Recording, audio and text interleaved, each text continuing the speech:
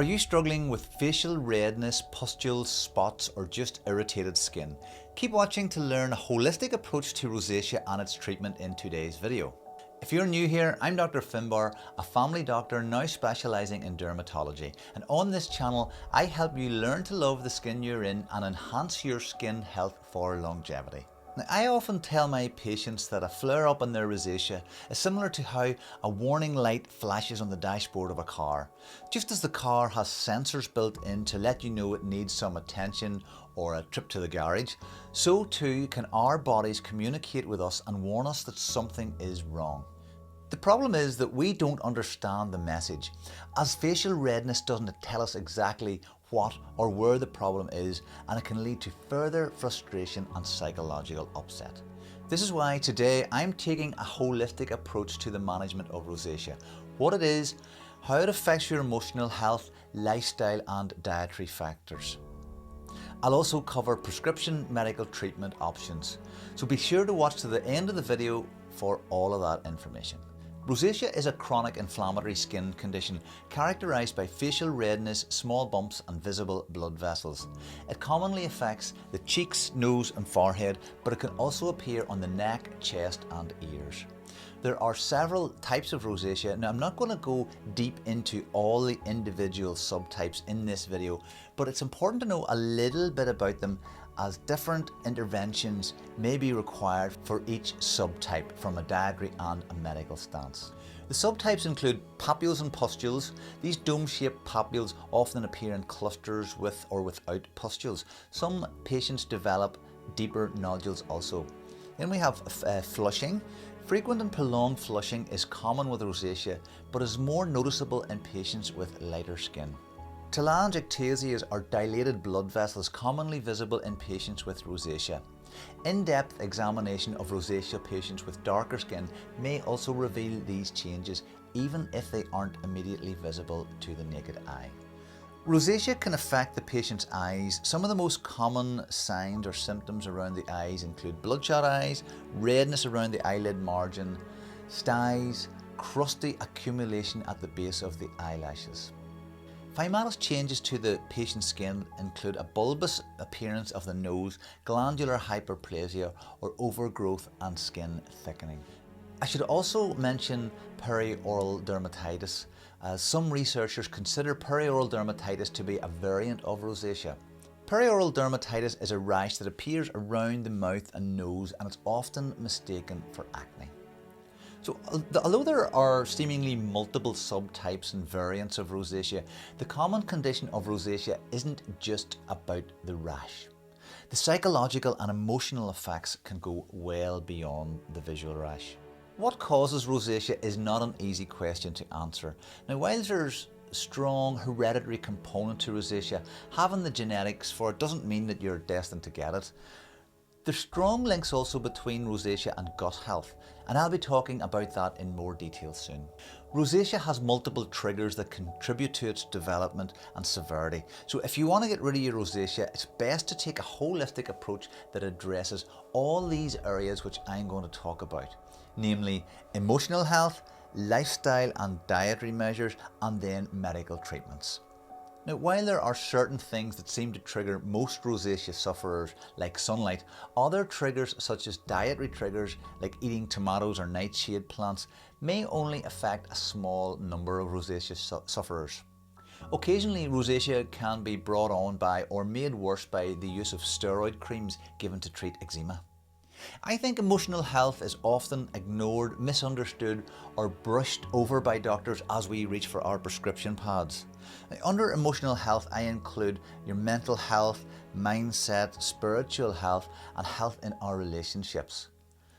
While emotional issues may or may not directly cause rosacea, they can certainly exacerbate it. Living with rosacea often brings emotional challenges that further impact the condition. For instance, consider the case of one of my patients. Let's call her Jane. Now, Jane had been struggling with rosacea for years, and despite numerous treatment plans, she wasn't seeing the improvement that she hoped for. So after discussing her emotional health, Jane shared that she had been carrying unaddressed trauma from her early childhood. This emotional burden manifests as stress in her daily life, which often triggered her rosacea flare-ups. Now, once Jane recognised this connection, she sought therapy to work through her childhood traumas. As she began to heal emotionally and let go of the fear and anger issues that she was suppressing, she noticed a significant reduction in her rosacea symptoms. Now, this isn't to say that therapy cured her rosacea, but rather that addressing her emotional health proved to be a vital part of managing her condition. Jane's story underlines why it's essential to address underlying emotions that may be affecting your health. Professional help such as therapy or counselling can provide a safe place and a safe space to explore these emotions and develop healthy coping strategies. Moreover, incorporating practices like meditation, mindfulness, yoga, breathing exercises, journaling, or engaging with support groups can help navigate the emotional challenges associated with rosacea. Many people find such practices can provide a sense of community and understanding, further improving your emotional health and your resilience. Remember, nurturing your emotional well-being is a crucial step in taking control of your skin and your overall health. Your emotional health is just as important as your physical health in managing rosacea.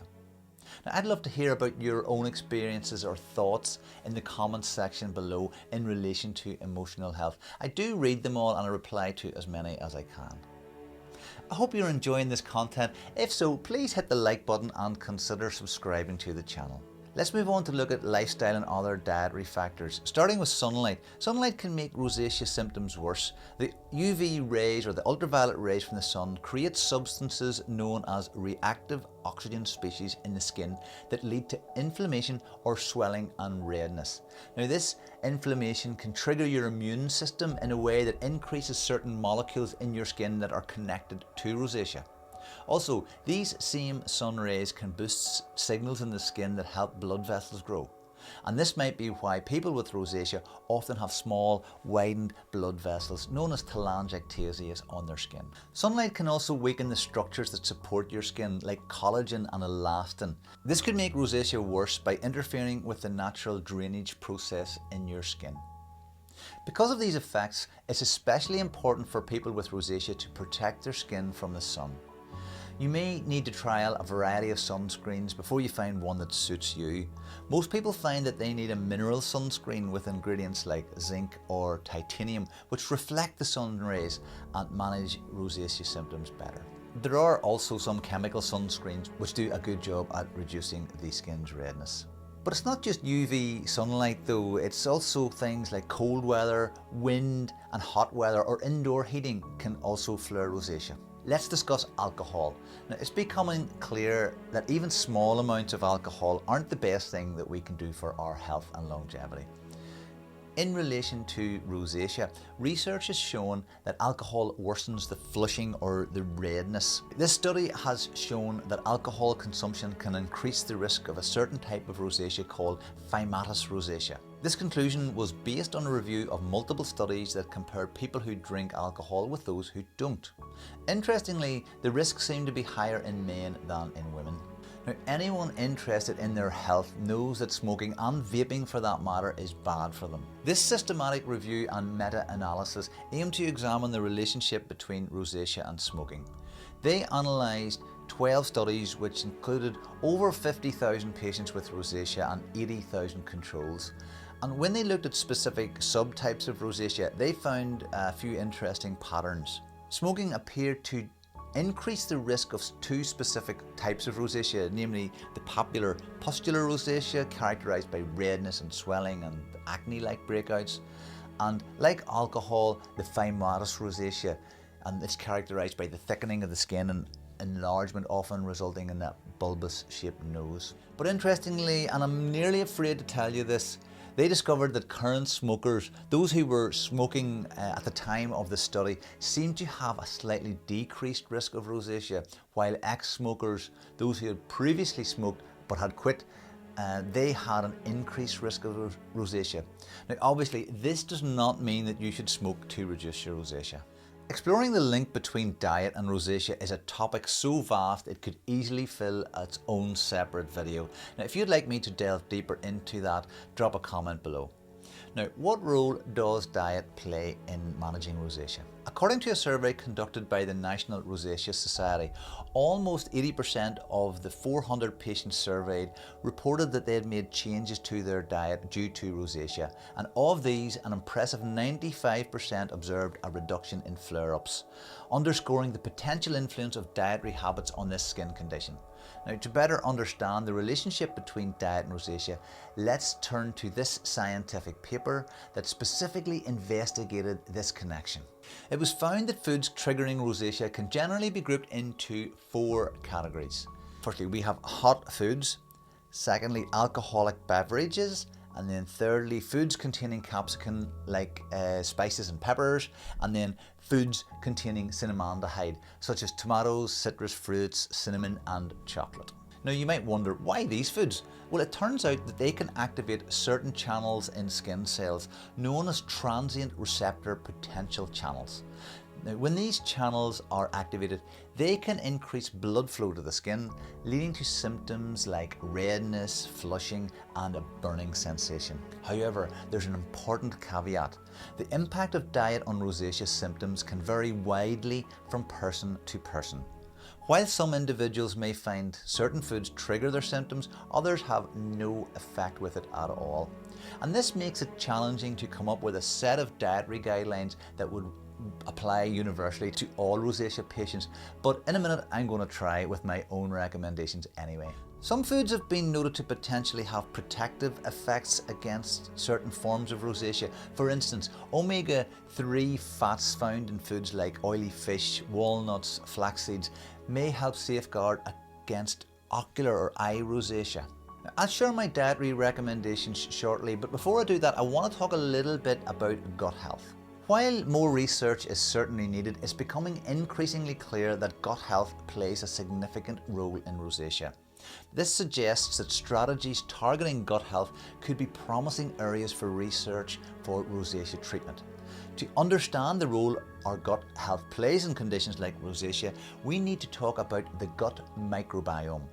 This is a community of trillions of bacteria and other microbes that live in our digestive tract. These tiny organisms play a crucial role in our overall health, including digestion, creation of vitamins, and our mood and our immune system regulation. Now you may be asking, what does my gut have to do with my skin? Well, this is where the concept of the gut-skin axis comes in. The gut-skin axis refers to the relationship between the health of our gut and the health of our skin. Imbalances in the gut microbiome is a condition known as dysbiosis, and dysbiosis can affect our skin. In fact, studies have shown differences in the gut microbiome between rosacea patients and patients without rosacea. Prebiotics and probiotics can help. Prebiotics are compounds that we consume that feed these beneficial bacteria in our gut. Probiotics, on the other hand, are beneficial bacteria that we consume, often through foods like yogurts and kombucha, kimchi, sauerkraut, or through other dietary supplements. Now, consuming probiotics and prebiotics can potentially help maintain or restore a healthy gut microbiome.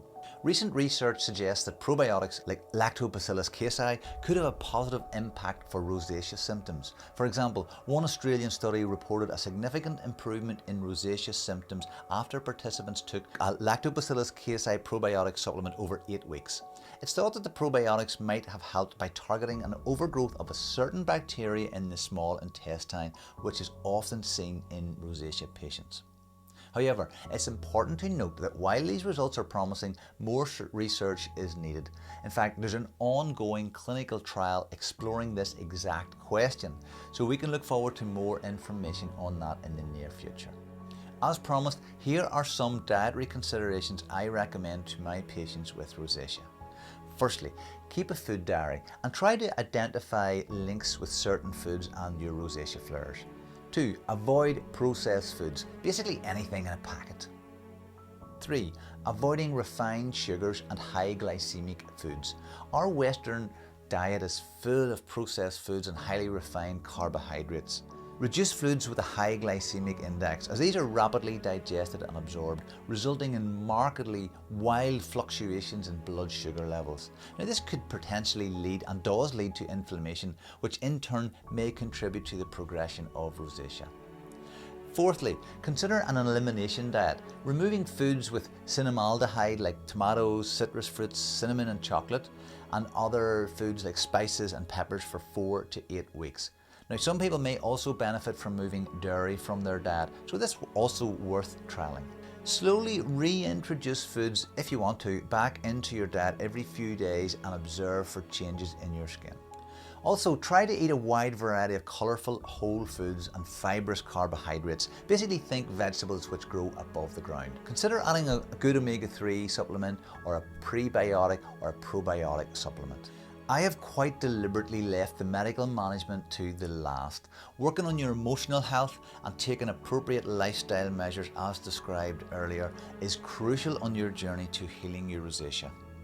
Now there are quite a few medical treatments available for rosacea, ranging from topical creams to oral medications and laser therapy. Most of these require a doctor visit and a prescription, but this information may help you and your doctor decide a treatment plan that suits you. Let's start with the topical treatments.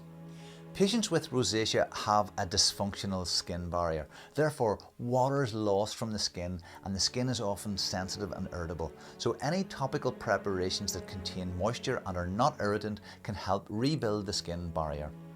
And for the same reason, you should be careful not to exfoliate or use harsh treatments on your skin. Even toweling too hard may flare your rosacea. So there's no harm in using anything that doesn't irritate your skin and can moisturise it. So moisturise daily. Before we get into the medical products, it's worth mentioning camouflage makeups. Specific makeups and even sunscreens are made with a green tint that can reduce the redness when applied directly to the skin. Now you don't have to worry, your skin won't be green. Over the top of the redness, it will neutralise and be normal skin tone then. Let's look at azelaic acid. It can help reduce inflammation and redness on the skin. It's good for the redness, but not so helpful for treating papules or spotty rosacea. Niacinamide is another useful product in rosacea. It has anti-inflammatory properties and improves skin barrier function, so that's a double whammy for it. Next we have ivermectin. Now I have some personal experience using ivermectin on a patch of rosacea I had on my forehead for several years. It kept flaring and itching, especially when I was stressed, and it reminded me back to that, what I mentioned at the beginning about the warning indicator light on the car. When it flared, I would be sure to deal with my stressors and look after myself a bit better, because I knew when this went red that there was something going on. However, I did eventually get round to doing something about it, so I got some ivermectin and it actually took it away with daily use after about 4 weeks. Now that's over a year ago and it hasn't come back since. Ivermectin is a medication that is used to kill parasites. In the case of rosacea, it's believed to work by reducing the number of Demodex mites in the skin. These little parasites, which live in most people's skin, seem to play a role in causing rosacea when they get out of control. Ivermectin is best for pustular rosacea and it's usually very well tolerated, although some people do get a redness with it. Metronidazole is another topical prescription treatment. It's an antibiotic that can help reduce inflammation and redness, but it's common to get a recurrence of symptoms on stopping it. Next, brimonidine, which is a vasoconstrictor, which means it helps narrow the blood vessels down, and when it's applied topically, it can help reduce the redness associated with rosacea. It's important to start with a really small amount of it and build it up gradually, as some people report a burning and a lot of redness with it. Good old retinoids may be useful in rosacea to improve collagen and reduce abnormal blood vessel formation, but you need to be careful with them. Retinoids can cause redness even in someone with healthy skin, so if you and your doctor decided to use a retinoid, please start with a very low dose and go slow with it over time. Besides topical treatments, there's also some oral medications that can help manage rosacea symptoms. Tetracyclines are a class of antibiotics often used to treat rosacea. They include doxycycline and limicycline, although that could vary depending on what part of the world you're in. They do have anti-inflammatory properties that can help manage rosacea symptoms, and doxycycline is often used at a low dose, like 40 milligrams slow release for rosacea, because that exploits its anti-inflammatory properties but doesn't activate its antibacterial effects, and that helps avoid antibiotic resistance, and it's usually taken once daily. Alternative antibiotics such as erythromycin may be used if tetracyclines are not tolerated or if there's a reason why you can't use them. While antibiotics can help manage rosacea symptoms, they're not a cure, and symptoms may recur after the treatment is stopped. The risk of bacterial resistance is also of a serious concern, especially with the long-term use of antibiotics. Therefore, the low dose or the modified release preparations are commonly used if someone does require the treatment for long-term use. In more severe cases of rosacea or cases that don't respond to our earlier treatments, isotretinoin may be considered. It's a powerful retinoid medication that's often used to treat severe acne, but it can also be effective in treating rosacea. It's only prescribed in specialist centres. If you have difficulty accessing an appropriately qualified medical professional, there are online dermatology services who can assess your skin where you upload photographs and describe your symptoms. A dermatologist then assesses your individual case and prepares a personalised blend of topical treatments suitable for your condition and your skin type. I use Dermatica for my own personalised night cream, and it contains a retinoid and a pigment reducer. Signing up with them at dermatica.com or dermatica.co.uk and entering the code Dr. Finbar on checkout means you'll get a 10% discount off any products that you purchase. So rosacea can be a challenging condition to manage, but by looking after your emotional health, making appropriate lifestyle and dietary adjustments, you can take control over your skin and enjoy a better quality of life. If these methods alone don't get you the desired results, have a look on Dermatica's websites for personal treatment plans or visit an appropriately trained healthcare professional. Don't let rosacea hold you back. You deserve to feel confident and comfortable in your skin. Now, if you found this video helpful, watch this short video on how we can start our journey to self-healing.